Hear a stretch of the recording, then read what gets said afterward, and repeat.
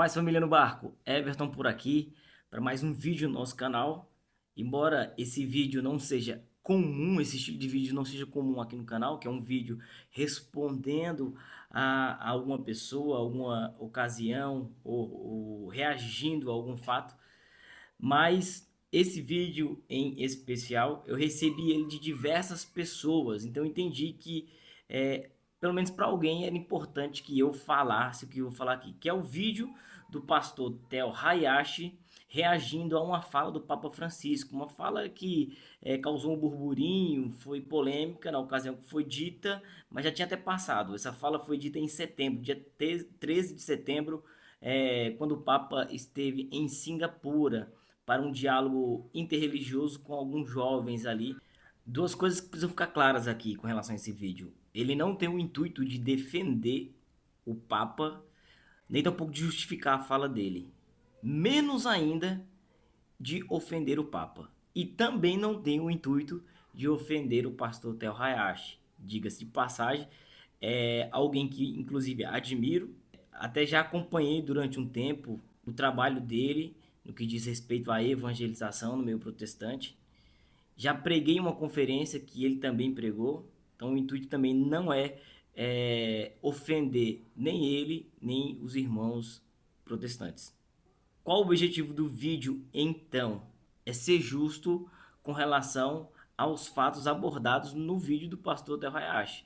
Como eu disse, muitas pessoas me mandaram esse vídeo e eu me vi no dever de fazer um vídeo conversando a respeito do que o pastor disse ali, utilizando-se da fala, concordo eu, equivocada do Papa Francisco, mas ele utilizou-se dessa fala para fazer proselitismo protestante de alguma forma. Então, duas coisas que eu quero abordar aqui: a fala do Papa, tá certo? E em que eu não concordo com a fala do Theo Hayashi reagindo à fala do Papa Francisco. Então, no que diz respeito à fala do Papa, eu concordo que ela é perigosa, inclusive não concorda com aquilo que o magistério da Igreja ensina a respeito da salvação. Nós no barco cremos sim que salvação só existe em Cristo Jesus, e a frase do Papa, ela tira a unicidade singular do sacrifício de Jesus para a salvação dos homens. Nós cremos que Jesus é o único Salvador, que não existe outro meio pelo qual nós possamos ser salvos. E essa salvação chega a nós por intermédio da continuidade de Cristo na história, que é a igreja, o seu corpo místico. Os méritos de Cristo, os méritos que Cristo alcançou na cruz, eles chegam para nós de forma eficaz no organismo vivo, orgânico, chamado Igreja Católica Apostólica Romana. É isso que cremos. Inclusive, por crer nisso, é que a igreja tem tantos e tantos mártires. Eu estava, antes de gravar o vídeo, inclusive, dando uma lida aqui nesse livro, né, dos mártires da igreja. Não estou vendendo, né, embora seja da minha biblioteca católica, não tenho problema nenhum em falar. E o que eu cheguei à conclusão, não só agora, mas outras vezes que li esse livro, que se a fé fosse negociável, não existiria mártir na igreja. Então, para poupar a vida, você negaria ali, nem que fosse da boca para fora, que Jesus Cristo era o único Salvador, né? Que só existe salvação em Cristo Jesus, e você pouparia a sua vida. Então, se existe mártires na igreja hoje, né, ou sempre existiu, isso se dá ao fato de que Jesus é o único caminho de salvação, e os mártires defenderam isso com tudo que tem tudo, e com tudo que eram, com a sua vida. Não obstante, um slogan aqui do nosso apostolado no barco, parafraseando de alguma forma uma frase de um mártir da igreja, bispo e mártir São Cipriano de Cartago, que disse, né, fora da igreja não há salvação. Esta eclésia nulla salus. E a gente parafraseia, né, para fazer um slogan, obviamente, imitando a frase do mártir do santo: fora do barco não há salvação. Então a gente crê de fato nisso, que Jesus Cristo, a igreja, é o único meio eficaz pelo qual a gente chega à salvação, portanto, a Deus. Bom, tendo dito isto e esperando em Deus que tenha ficado claro, é importante a gente analisar os fatores e o contexto em que a frase foi colocada quando a gente for fazer considerações e reações a respeito da pessoa que disse ela. Quem disse a frase foi o Papa Francisco, né? O Papa da Igreja Católica, que inclusive é também um chefe de Estado. E o contexto que ele está inserido, ele está no encontro interreligioso. Ele é um senhor de quase 90 anos. Não estou falando que isso justifica a frase, mas isso deve nos dar um alerta com relação à ponderação que a gente vai fazer a respeito da frase, no que diz respeito direcionado à pessoa que a disse. Então, antes de querer xingar a pessoa do Papa por conta da frase equivocada que ele disse, e aqui digo também, sobretudo para os meus irmãos católicos, antes de ter uma crise de fé, analise o contexto que isso tudo aconteceu. Ele é o Papa da Igreja, mas ele também é um chefe de Estado. O que ele diz ali tem implicações não só religiosas, mas política também. Então pense bem nisso. Outra coisa, existe uma tradução da frase que ele foi dita. Eu peguei rapidamente a busca que eu fiz, duas traduções diferentes com relação à frase. Uma dizia que todas as religiões são um caminho que leva para Deus. Outra tradução dizia que as religiões são um caminho para se aproximar de Deus. Não concordo com nenhuma das frases, né? Não concordo com nenhuma das traduções. Mas eu estou falando para você, antes de tomar qualquer decisão, seja ela qual for, para falar a respeito da pessoa que disse a frase, tome esse cuidado de analisar esses fatores. Para nós que somos católicos também, vale considerar o fato de que aquilo que o Papa diz enquanto opinião pessoal não é doutrina da igreja, pois ele não disse em ex-cátedra, né, uma opinião dele. Então isso tem que ficar muito claro, não entre em crise de fé com relação a isso, tá bom? Agora vamos para a reação do pastor Theo Hayashi com relação à frase. Eu concordo que você apontar um erro e confrontar uma pessoa, embora ela tenha dignidade como sendo o chefe da igreja, isso não equivale a deslealdade ou desrespeito. A gente tem sim que fazer isso em busca da verdade, até mesmo porque a igreja nos ensina que a caridade não pode impedir a verdade de ser dita, então tem que ser dito sim. Todavia, a intenção e os motivos pelos quais você faz isso, isso sim é questionável, e é com relação a isso que eu quero falar a respeito da reação do pastor Theo Hayashi. Eu não sondo o coração das pessoas, mas ele deixa meio que nítido o motivo pelo qual ele reagiu à frase do Papa Francisco. Então a gente vai aqui a alguns pontos da reação dele agora. Bom, eu não vou dizer que isso aqui foi intencional ou aconteceu de maneira fluida no vídeo dele, mas repare que ele primeiro traz à tona a frase equivocada do Papa, o chefe máximo da igreja, como ele mesmo usa esse termo, e na sequência ele começa a justificar, com base na fala equivocada do Papa, a reforma protestante. E é aí que muitos católicos, que por vezes admiram o trabalho dele e estão assistindo o vídeo dele, sentem de alguma forma fragilizados na sua fé, tudo bem, por conta da ignorância, por não estudar e não se aprofundar na fé católica. Mas veja que isso soa tendencioso e inclusive um proselitismo protestante para ludibriar as pessoas. Como que se a falha, os erros humanos das lideranças da igreja justificassem a divisão. Então ele fala, graças à reforma protestante... Chegamos aqui, número 3, muito importante de dizer, a importância da reforma protestante. Você e qualquer cristão que lê a Bíblia vai rapidamente identificar e vai também entender que essas ideias promovidas pelo Papa são enganosas, são contrárias à palavra de Deus. Porém, você só consegue fazer esse discernimento porque você tem acesso às Escrituras. Vamos lá, a reforma não foi só um protesto contra a Igreja Católica Romana. A reforma foi também uma luta que os reformadores travaram pelo livre acesso à palavra de Deus. Gente, entenda uma coisa. Antes da reforma, o acesso à Bíblia era restrito a padres, a monges, ao clero. Era o clericalismo. Agora, a massa sabia sobre as Escrituras ou sobre Deus, que era o que era passado para eles na missa. Conclusão, a massa sabia bulhufas da palavra de Deus. A massa, na verdade, estava na mão do clero, pronto para ser manipulada. E se hoje ainda fosse assim, sem reforma protestante, você ouviria do Papa, representante máximo da Igreja Católica, o que você escutou, falando esses absurdos, e você não teria nem como averiguar se isso é verdade ou não. Então, se hoje você consegue fazer esse discernimento, Saiba que você só faz esse discernimento por conta da reforma protestante. A gente tem que festejar a reforma protestante de alguma forma, justamente porque se não fosse a reforma protestante, a gente não teria como confrontar o erro humano da liderança católica. Então veja bem que isso soa tendencioso. Então ele usa um equívoco atual do Papa contemporâneo para justificar uma divisão que aconteceu há mais de 500 anos. Mas como cristão e irmãos de alguma forma, assim eu considero, a gente deve concordar que um divórcio, uma separação, ela nunca deve ser comemorada como uma coisa frutuosa, como uma coisa que teve êxito. Obviamente, Deus tira algo bom de tudo que acontece. Não importa o nível ruim e pejorativo de algo que aconteça, Deus sempre consegue tirar um bem maior.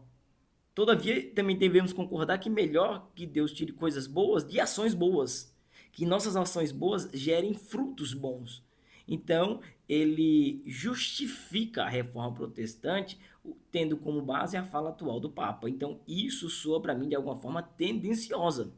Outro fato que vem sempre à tona quando a gente entra em diálogo, discussão, enfim, com os protestantes, é a supremacia que eles destinam à Bíblia, às Sagradas Escrituras.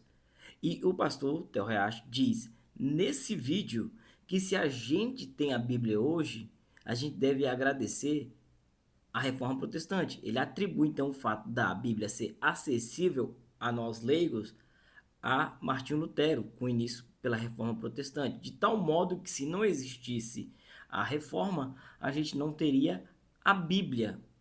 Ele até diz assim, o Papa dizendo uma coisa equivocada, a gente teria que ficar submetido ao erro dele por a gente não ter a Bíblia para fazer uma consulta, um livre exame. Então, se hoje a gente consegue refutar uma fala equivocada do líder da igreja, a gente consegue fazer isso com base nas Sagradas Escrituras, que temos ela em mãos por conta da reforma protestante. Então, a gente deve um agradecimento à reforma.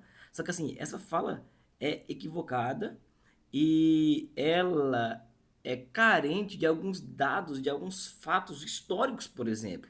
E por isso não acho justa colocá-la de tal modo a justificar a reforma protestante com base no erro da liderança da igreja. Eu não sei se você sabe, o protesto de Martinho Lutero contra a Igreja Católica Apostólica Romana aconteceu no início do século XVI, 1517. A prensa tipográfica ela foi criada metade para o final do século anterior, do século XV. Então vamos supor, do ano 1450 para frente foi o desenrolar, o desenvolvimento da prensa tipográfica, ou seja, a possibilidade de uma copiadora dos textos, inclusive textos bíblicos.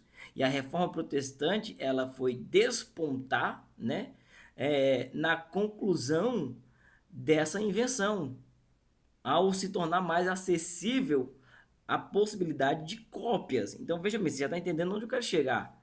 Anterior a isso, como que se dava a cópia não só da Bíblia, mas de todo e qualquer texto? Se dava por meio de escribas, alguns, na maioria dos casos, monges que ficavam dentro do mosteiro destinado a essa função. De maneira muito meticulosa, tinha que copiar aquilo à mão, utilizando pena e recursos inapropriados. Então você imagine, tinha que ser uma pessoa capacitada, essa pessoa devia ser alfabetizada, o que não era algo comum na época, ficar destinado a, de maneira meticulosa, copiar linha por linha com uma pena. Os materiais que utilizavam não eram mais apropriados, a tinta, não tinha papel, isso era feito no papiro, no pergaminho, até em argila, para guardar e disponibilizar principalmente para as autoridades. E ainda assim ficava muito caro devido à dificuldade que tinha de fazer essas cópias. Quando foi inventada a prensa, olha só, a prensa, que foi um boom tecnológico, se assim podemos dizer, na época, ela só tinha capacidade de copiar quando a gente traz para um contexto aqui da Bíblia, 200 Bíblias em 3 anos de produção. Então, era necessário 3 anos ininterruptos da prensa tipográfica para poder imprimir 200 Bíblias. A Reforma Protestante se vale dessa circunstância, obviamente, para imprimir mais Bíblias e distribuir, colocá-las na mão do povo, só que atribui a eles, né, a possibilidade do povo ter Bíblia. Mas como é que a Bíblia poderia ser distribuída pela Igreja Católica se não tinha como também copiá-la? Obviamente que depois a inovação tecnológica possibilita isso, a igreja começa a disponibilizar a Bíblia. Só que parece que foi um êxito da reforma porque as coisas aconteceram em tempos próximos. Então, o pastor Terrayashi ou ignora ou ocultou esses fatos para atribuir à reforma protestante que a Bíblia pudesse ter chego nas mãos dos leigos. Ainda falando sobre a questão da Bíblia na mão do leigo ou na mão de qualquer pessoa, nós sabemos, basta olhar para os fatos, que uma pessoa mal intencionada com a Bíblia na mão, ela pode fazer um estrago na vida de muitas pessoas. Por isso é que a igreja coloca a responsabilidade de ler as Sagradas Escrituras sendo respaldada pelo magistério e pela tradição. É por conta desse equívoco do livro Exame das Escrituras que a gente vê coisas como aquele pastor, acho que do Nordeste do Brasil, que utilizou a Bíblia inclusive para cometer adultério e justificou o adultério com base num texto bíblico. Esse vídeo aqui, inclusive, ó. E foi na Bíblia que o pastor viu que poderia ter outras mulheres. A mulher tem 4 filhos, é casada e prefere não aparecer. Disse que sonhou que teria filhos com o pastor. Uma revelação. Deus me levou a fazer isso. Não teve para onde eu correr. O marido também conversou com o pastor. Aceitou. Eu pensei comigo, se fosse a vontade de Deus, seria feito. Porque seria uma das coisas mais difíceis da minha vida. O quê? E tomar essa decisão. Pegar uma mulher que tem marido. O pastor também é casado. Como explicar? A Bíblia, Oséias capítulo 3. Este profeta, um homem como nós, e diz assim, ó, Deus mandou tomar uma mulher e adulterar. O senhor está falando adulterar ou é a palavra adúltera? Receba essa mulher que foi adúltera. Não. Não é assim? Não, aqui está dizendo aqui que vai outra vez, ama uma mulher amada de seu amigo e adultera. Posso dar uma olhada, você? À vontade. Qual que é? Pedro 3. Aqui. Vai outra vez, ama uma mulher amada de seu amigo. Sim. E adúltera. Não é adúltera? Tem um acento aqui, Deixa pastor. eu ver. Ou seja, a Bíblia não estaria se referindo a uma mulher adúltera? Deixa eu ver aqui. E não para que o senhor adulterasse? Ah, tá. Ah, tá. Ah, É também por conta desse livre exame das Escrituras, sem ter como respaldo o magistério e a tradição, que a gente vê tantas contradições entre as igrejas protestantes, que discordam em coisas fundamentais. Por exemplo, alguns admitem o batismo de criança, outros não abraçam essa doutrina do batismo infantil. Né? Então, alguns acreditam nos dons do Espírito Santo, outros negam, dizem que cessou. Coisas que eles defendem de maneira contraditória, tendo como base a mesma Sagrada Escritura. Então, por exemplo, você pega, por exemplo, outra coisa que assim, é um assunto que é muito em alta. Um pastor protestante como Edir Macedo, usando da Bíblia, ele defende, por exemplo, a legalização do aborto. Enquanto um pastor como, por exemplo, o Theo Hayashi, acredito eu, que não defende isso, tendo como base a mesma Escritura, a mesma Bíblia. Então, veja bem, os equívocos que podem ocorrer com esse livro Exame das Escrituras. Então, quando a igreja tem precaução também de disponibilizar esse livro à torta à direita, é pensando justamente nisso, nesses equívocos que podem ser acometidos em grande escala por conta dessa doutrina de livre exame das Escrituras. Então veja alguns fatores aqui que não são ponderados. Uma coisa que vale muito cada um de nós considerarmos, que foi ocultada ou ignorada também pelo pastor, é o lugar, né, o país onde a frase do Papa Francisco foi dita. Então presta atenção, se você fizer uma pesquisa rápida no Google aí, você vai encontrar o quê? Né? Você pode colocar aí contexto religioso, político de Singapura, que foi o lugar onde o Papa disse a frase. E você vai encontrar isso aqui, ó. Singapura, uma cidade-estado na costa da Malásia, considerada o país com maior diversidade religiosa do mundo. Olha só, o lugar onde o Papa Francisco disse essa frase equivocada, repito, isso não justifica, mas o lugar que ele disse essa frase é o país considerado o país com maior diversidade religiosa do mundo inteiro. Então você imagine, ele é um senhor de quase 90 anos, líder de uma das maiores religiões do mundo, um chefe de estado, num evento cujo título está pautado no diálogo interreligioso. Tá vendo? Não estou dizendo que justifica, obviamente, mas imagina, o Papa devia estar pisando em ovos e procurando as palavras mais acertadas, né? Não escolheu as melhores. E procurando essas palavras acaba dizendo aquilo. Algo que me fez lembrar também de uma ocasião em que preguei em um mesmo evento que o Theo Hayashi, de um lugar denominadamente católico, o Theo Hayashi estava pregando lá, e inclusive o elogiei por conta da diplomacia com que ele se comportou naquele lugar. Tem aqui inclusive algumas fotos desse dia, né? Não achei vídeos, mas achei essa foto aqui desse dia, que teve inclusive adoração ao Santíssimo no lugar que ele tinha acabado de pregar. Inclusive a adoração foi após a pregação dele, a pregação do Theo Hayashi. E ele, quando ia se referir aos evangelistas, os escritores sagrados, ele utilizava um termo que nós utilizamos na Igreja Católica, que é a palavra santo. Então, quando ele ia se referir, por exemplo, ao apóstolo João, ele falava São João. Quando ele se referia a Mateus, São Mateus. Ele utilizava termos que são utilizados na Igreja Católica. E eu parabenizei, eu achei interessante, porque isso ele fez de forma diplomática, zelando pelo bom relacionamento com os irmãos da Igreja Católica. Então veja que talvez os protestantes, ouvindo ele se comportar dessa forma, no ambiente católico, poderiam ficar decepcionados ou achar que ele estava negando a fé protestante por chamar os evangelistas, né, os apóstolos de santo.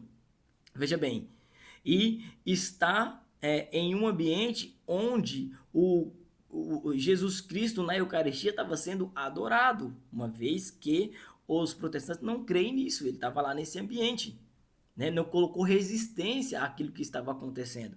Por quê? Porque estava num ambiente que, se ele tomasse uma atitude radical nesse sentido, ele ia causar animosidade, em vez de celebrar uma possibilidade de união. Então, veja bem, então, com base nisso, a gente deve ter mais cuidado quando for falar as coisas, né?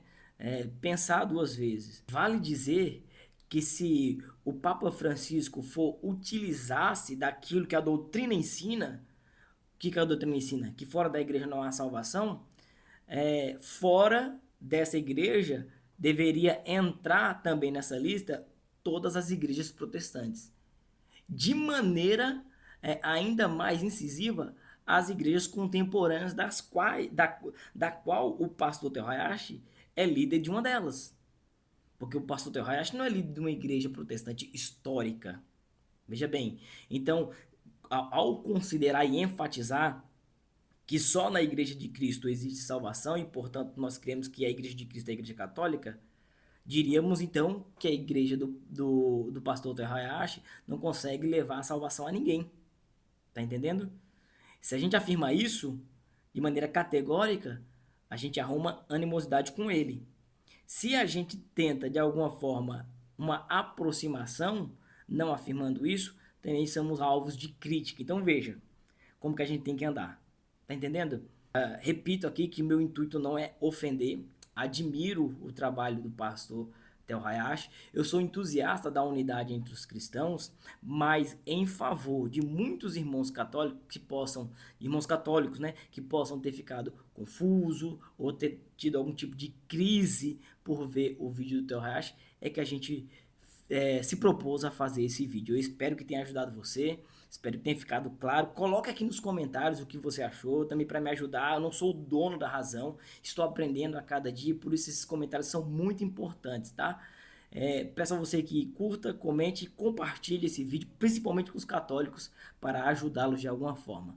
Do mais, fiquem com Deus e permaneçam no barco, porque fora do barco não há salvação.